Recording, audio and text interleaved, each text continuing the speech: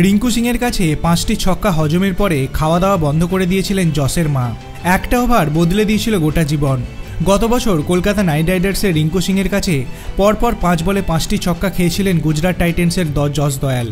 হারতে হয়েছিল দলকে। তারপরে দল কিছু না বললেও সমাজ মাধ্যমে লাগাতার হেনস্থার শিকার হতে হয়েছিল তাকে। দুঃখে খাওয়া দাওয়া বন্ধ করে দিয়েছিলেন জসের মা। এই মরশুমে রয়্যাল চ্যালেঞ্জার্স ব্যাঙ্গালুরুর হয়ে খেলছেন জস। গত মরশুমে সেই ম্যাচের প্রসঙ্গে তিনি বলেন, ম্যাচের পরে সাজঘরে আমাকে কেউ ওই ওভার নিয়ে একটা কথাও বলেনি। সবাই এমন ভাব করছিল যেন কিছুই হয়নি।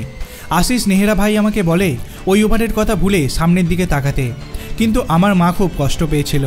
বেশ কয়েকদিন খাওয়া দাওয়া বন্ধ করে দিয়েছিল। সতীর্থেরা কিছু না বললেও সমাজ মাধ্যমে হেনস্থার শিকার হয়েছিলেন জস। বাঁহাতি পেসার বলেন, দলের এক সিনিয়র ক্রিকেটার বলেছিল সমাজ মাধ্যমের দিকে না তাকাতে। সেটাই করা উচিত ছিল, কিন্তু আমি শুনিনি। সমাজ মাধ্যমে আমাকে লাগাতার হেনস্থা করা হতো, খুব কষ্ট পেতাম। তবে সেই ওভার তাকে অনেক শিক্ষা দিয়েছে বলেও মনে করেন জস। তিনি বলেন, ওই একটা ওভার আমাকে অনেক কিছু শিখিয়েছে। আমি এখন কোনো ম্যাচে নামার আগে ভালো করে প্রস্তুতি নিয়ে যাই। প্রত্যেক ব্যাটারের বিরুদ্ধে পরিকল্পনা করি। যদি কঠিন পরিস্থিতি আসে তাহলে কিভাবে তার মোকাবিলা করা যাবে সেই শিক্ষাও পেয়েছে। তবে 5টি ছক্কা মারার জন্য অবশ্য রিঙ্কুর ওপরে তার কোনো রাগ নেই। ঘরোয়া ক্রিকেটে দুজনে উত্তরপ্রদেশের হয়ে খেলেন।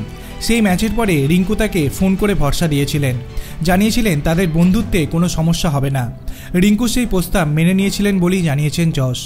আপনার কি মনে হয়, একটা গুরুত্বপূর্ণ সময়ে কোনো বোলারের তরফ থেকে যদি এই রকম বল করা হয় তাহলে সেই ম্যাচের পরই সেই জিনিসটাকে ভুলে যাওয়া উচিত, নাকি সেই দুঃখ সারা জীবন মনে রেখে বাকি ম্যাচগুলিতেও তার থেকে ভালো কিছু করা উচিত?